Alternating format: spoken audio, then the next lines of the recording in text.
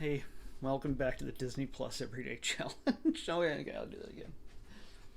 Hey, welcome back to the Disney Plus Everyday Challenge. Today we have the search for Santa Paws. Yeah, that's a thing. It's a honestly, it's a sequel of a spin-off of a sequel. I think this all started with Air Bud. I'm pretty sure this all stems from Air Bud and the basketball playing dog and how he can do whatever he wants because he's a dog and there's no rules to say a dog can't play basketball. Uh, and now there's just lots of dogs. I could be wrong. Maybe this is its own separate thing, but um, they seem to preserve this the name anyway through Santa's assumed name in this film is Bud, strangely enough, and there's a strange lack of puppies in this movie. I mean, it's okay. It's the search for Santa Paws, and this comes from the Santa. There's Santa buddies also. That there's like a bunch of dogs that talk. This one, I guess they whittled it down because it got too expensive to make a lot of dogs talk. This is a very human centric story. This is from 2010. This is not even 12 years old. It's an hour and 41 minutes long, and holy cow, I'm not even sure it knows what it wants to be other than a Christmas movie. Severely aimed at a very undiscerning, super young market. Yes, the kids in this are adorable, especially the little main girl Quinn, played by Caitlin Maher. Caitlin Maher. She's like six in this, but she looks younger and tinier. Like you could literally put her in your hands like this, and everything she says is absolutely adorable. Like she has one tragedy after another befall her. As we are introduced to her, she's being taken to an orphanage that would make Annie jealous. Okay? This Mrs. Hannigan, Miss Hannigan, she's not a Mrs. Miss Hannigan from Annie was a saint compared to Wendy McLendon-Covey's uh, evil Ms. Stout. Wendy McLendon-Covey, you might recognize her from The Goldbergs and also Reno 911. She is an unrepentant, no depth whatsoever, evil woman who runs an orphanage of little girls. Like, literally, just none of them are above, like, the oldest one is maybe 10? I don't know. I mean, and she's played by Madison Pettis. You might recognize her from the Game Plan with the Rock, like when Rock was doing crossover Disney films in the sense where he was, hey, look, I'm not just a big burly wrestler. I'm a funny man that can appeal to kids and families. I'm not just, can you smell what I'm cooking kind of thing. He's anyway, Madison Pettis. She's kind of the alpha tween in this. She's the oldest and therefore least desirable to be adopted child. But if Ms. Stout, Wendy McLendon-Covey, had her way, one, she doesn't like any of the girls. She treats them all like crap. She's unnecessarily, exceedingly cruel to them. And of course, because it's Christmas time, you got to make that point that the bad guy super hates Christmas, and she is that bad guy. He's like, "Oh, no Christmas spirit in here. We don't want to have any happiness or joy, or even the slightest hint of a Christmas tree or a toy or joy or the mention of Santa." Any of this stuff, you just do not want to say any of this. And of course, this little girl she expresses that, oh, what are you doing when their friends, like, their friends, like the new girl asks, well, what she's doing here. She's Madison Pettis, who plays Wilhelmina Will. She's like, oh, she's given the job of giving little Quinn a tour of her new prison, her new orphanage. And they never say the word orphanage. It's just a lot of cute little kids who are orphaned, and it feels like it hasn't been upgraded since the 1920s. Like, there's there's depression on apparently in 2010. Yes, this is set in modern times. This is not set in the olden times. It's set in New York City. It's set. Honestly, it could have been the next place over from Ms. Hannigan's. It's like they could have listened out their windows and hear "It's a hard knock life," like from like an orphanage like down the street, like a half block down the street. You could probably hear them singing. And oh, by the way, I'm diverting. I know I'm diverging like crazy here, but this is a musical too. Technically, it doesn't present itself as a musical, but like 20 minutes in, suddenly somebody starts singing and dancing, and then like 40 minutes in, there's more singing and an hour into it, like every 20 minutes. Like normally with a musical, you usually use them as sort of exploratory, a way to move the story forward. Usually, not just kill time, but to say what the characters will not say directly to each other. Usually, it's the music, the musical, the lyrics and everything else. The singing and dancing expresses something beyond what their normal means of communication can handle, or what they will not handle in word. So apparently, we get a song here and a song halfway through the movie, and then another song, there's a refrain, and then there's another song toward the end, and but normally you get this stuff like every 10 minutes at least. In a regular musical, you get this. But apparently they just was like, oh, we got 3 songs, and one of them might be just a rehash of an earlier song, and then we'll just show one of those songs over the credits at the end. Oh, okay, sure, all right. It's it barely exists as a musical, except when it does. So clearly, so we got Christmas, we got Annie, we got A Little Miracle on 34th Street, because this also involves a young couple who've moved from Los Angeles temporarily.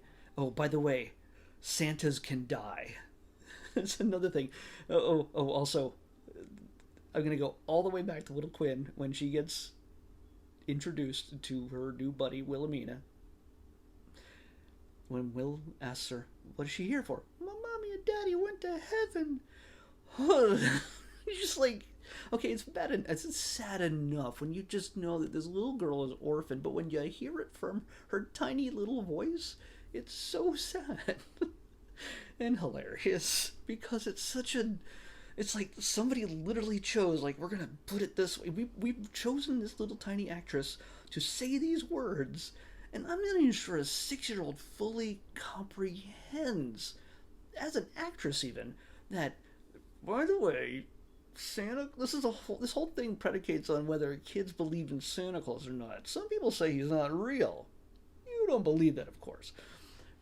But also, that parents can die, and also Santa Claus can die. Now, not the real Santa. Okay, we'll get to that later. But we start off the story. I know I'm jumping all around here, and I'm really sorry, but I'm jumping on things exactly as they come to my head, because there's so much to unpack in this, and I realize I'm gonna make a video that's 1/3 the length of this film, at least at this point in my head. And I'm not worried about spoilers, because odds are you are never going to choose to see this. If you're watching this as an adult, you are never going to choose to watch this consciously on your own, unless it's like a drinking dare. And this could be made into a proper drinking game. If you're super depressed, I would not do that. This could break you.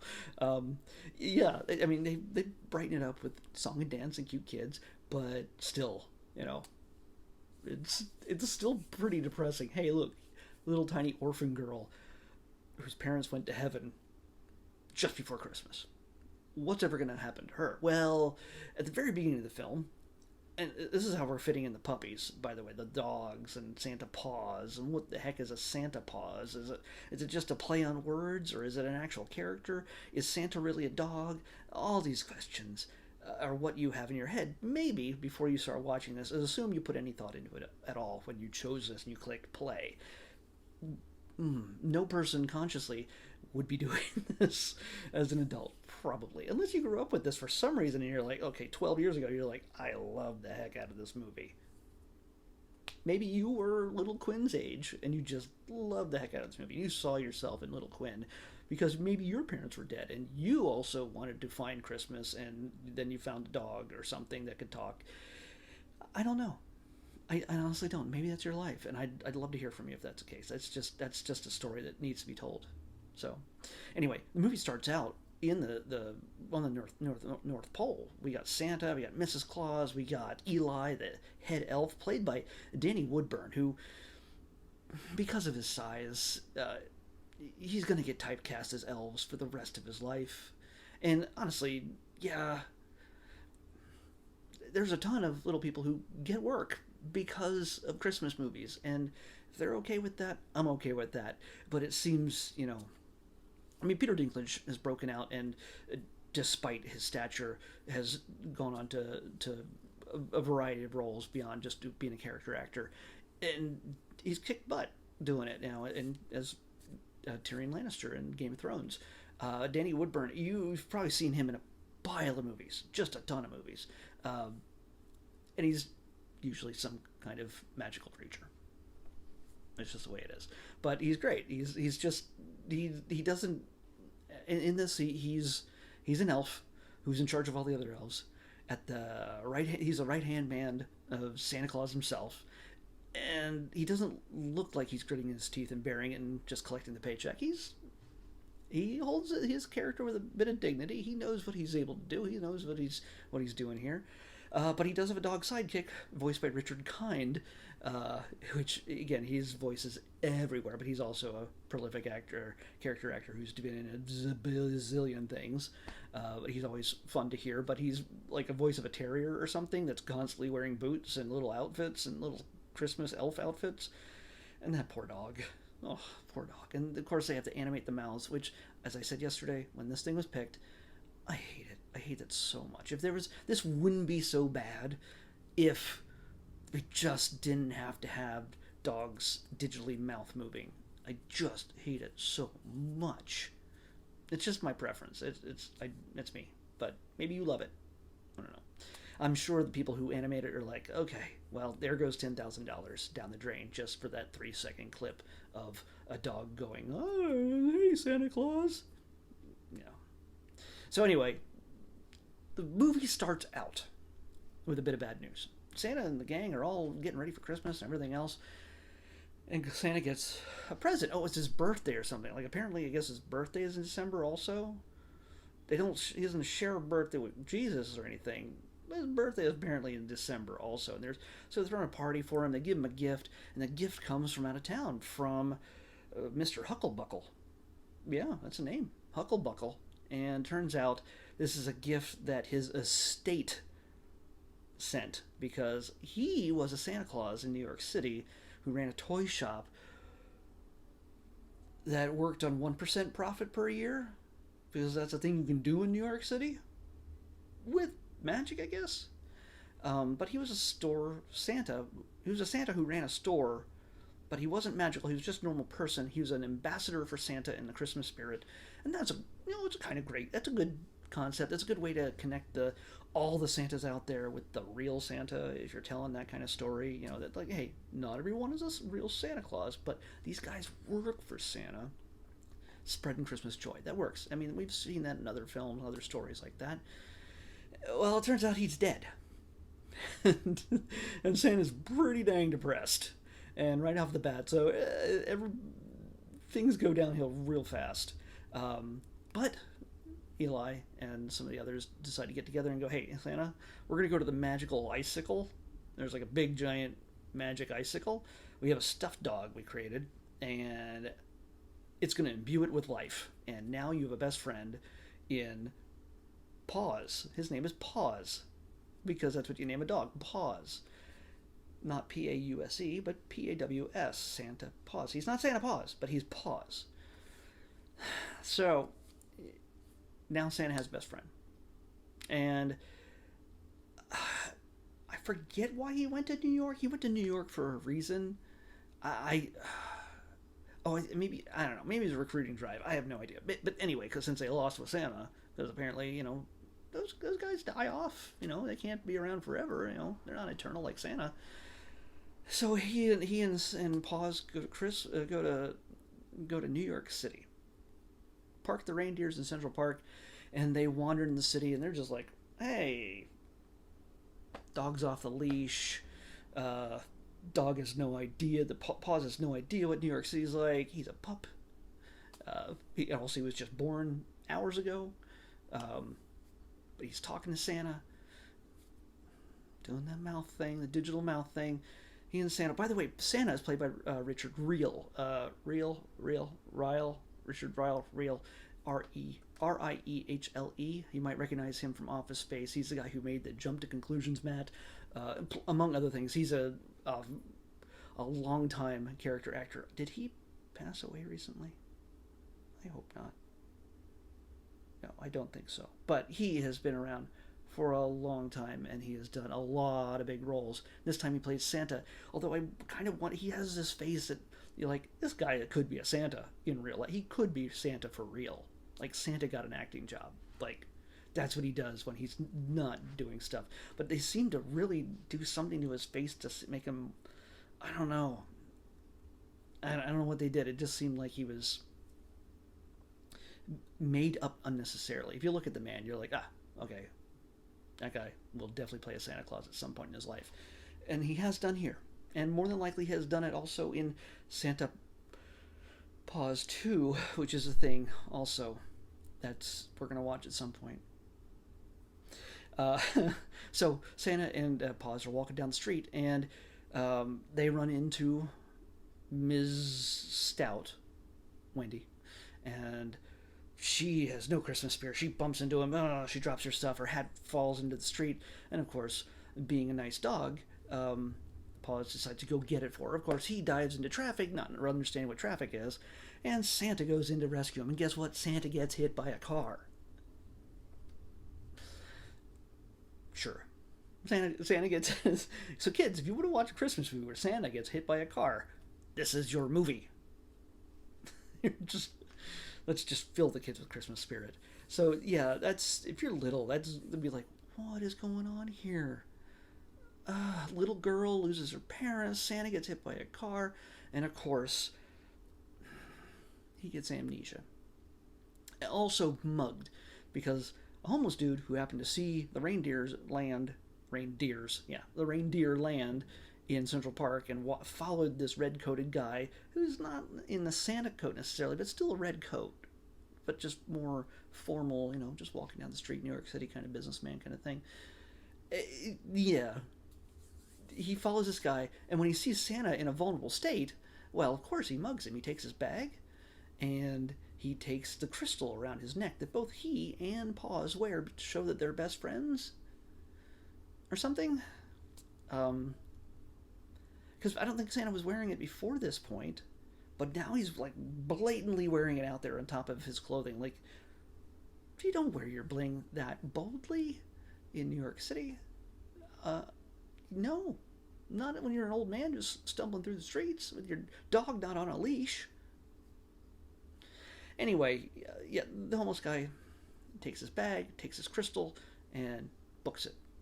Santa wakes up, has no idea who he is, and he's just stumbles into a toy store, which they introduced this couple a little bit earlier than this scene, so we have an idea who they are. It's not just like they're introduced at this moment. This young couple, who the guy is the son of Mr. Hucklebuckle. He inherited the store. They came from LA to New York, basically just to take possession of it and probably sell it off because they had to get back to his really hot accounting job. And of course, a certain man comes in and says, okay, you can have the property, but you gotta run it for at least one Christmas season, and you have to make a profit. Like, this is in the will and testament. And they're like, whatever. Like, we'll clean it up, I guess. We just have to find a Santa. And he's like, well, I'm sure the kids will enjoy this if you're doing this. And they get this real depressing look in their face because you know what's coming. When you see that, they're like, oh, we can't have children. So this is just sunshine and rainbows all over. I realize, yes, when you have a story like this, you got to start at a low point because then you got to get to a high point, even if it's just, oh man, we get all of our wishes come true. And yes, that's what this movie does. Everybody gets their wishes, for the most part. Yeah, pretty much.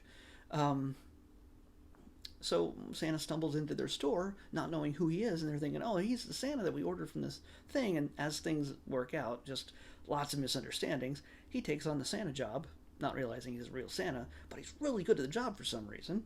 And the kids love him. The store goes gangbusters. They do really well, and of course the little orphan girls keep sneaking out, and they're like, "Oh." Like all these little storylines do intersect. It is actually more of a complex movie than I give it credit for, than I would have expected from a movie like this. But it is just a hot mess.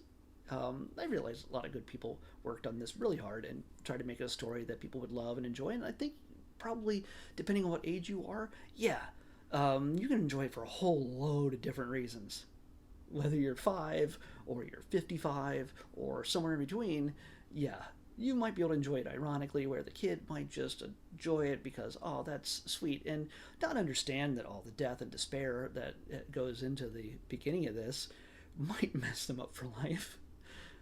But in the end, of course, it all works out for everybody. There's a point when that's just utterly terrifying when Ms. Stout finds the girls who have been singing and dancing in their hovel, in their room with all their beds. It's all just browns and grays and everything everywhere.